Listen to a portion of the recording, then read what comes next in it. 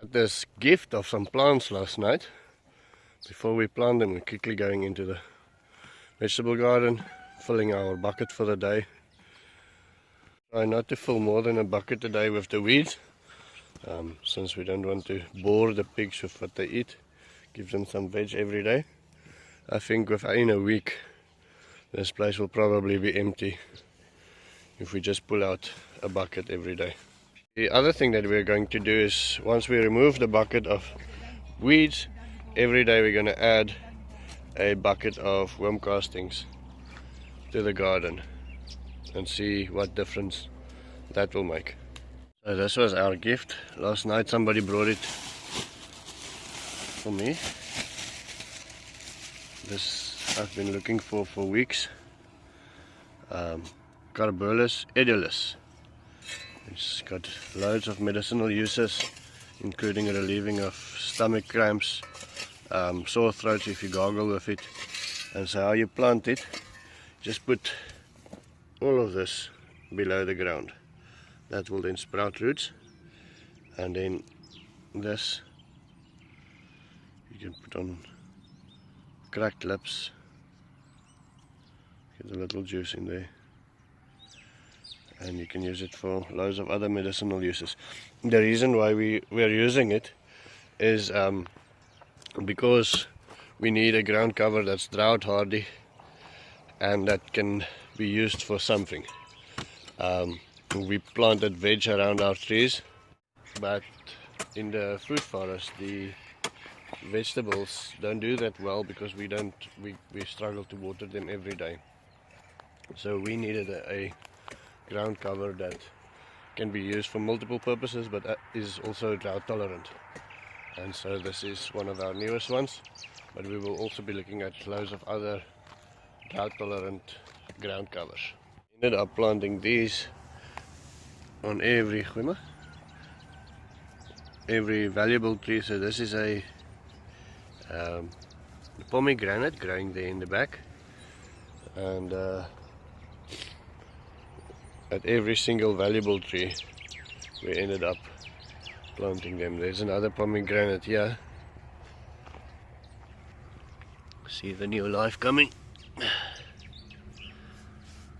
I quickly also want to give you an update on our major swale. So that is our catchment from the road over there. We still have to plant it, but I'm scared of putting the seeds in now while there's no rain for the birds. Catching the water from the road, from that major road over there. It then goes through here, sifts the sand, settles the sand, then drops the water over there. That then in turn gets caught by this swale. Now you can see here it's very low.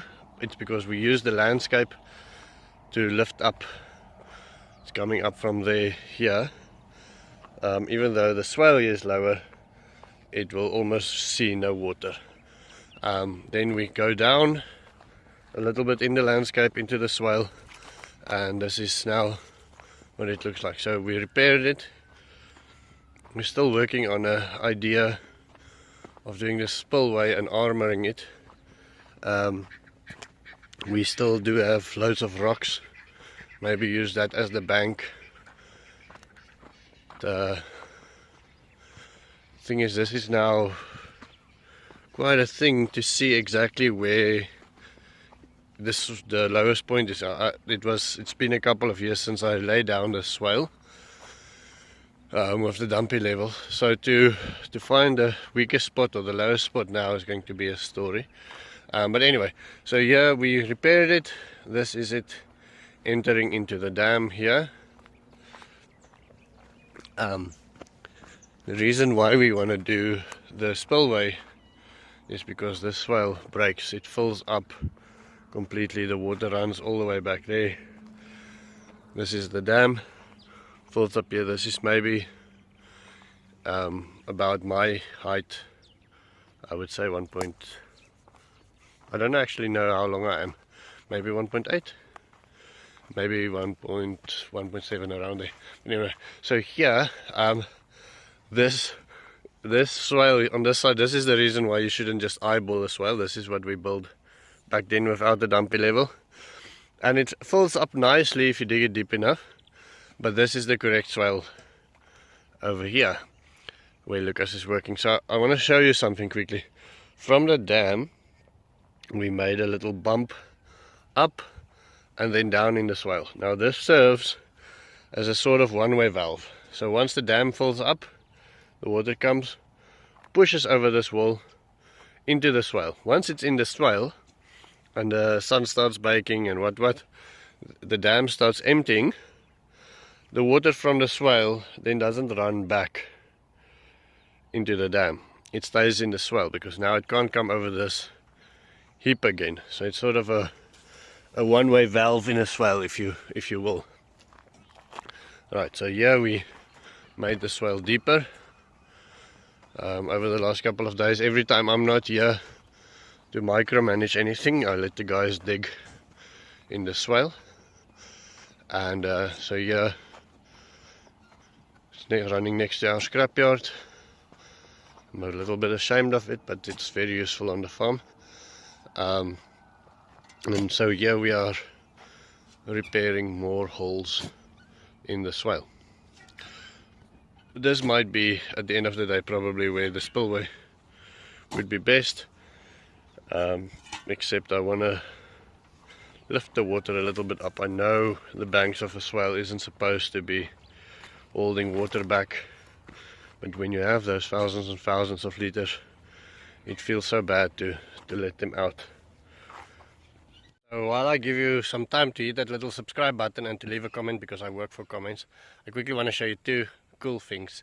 Well, one cool thing and then share an idea with you. Cool thing is this tap. I forgot about it. It's actually, there's a horse camp way over there, and there was a tap there.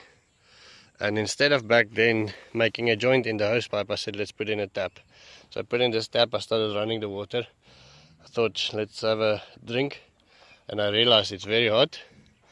And then I saw this pipe is exposed for about 20 meters.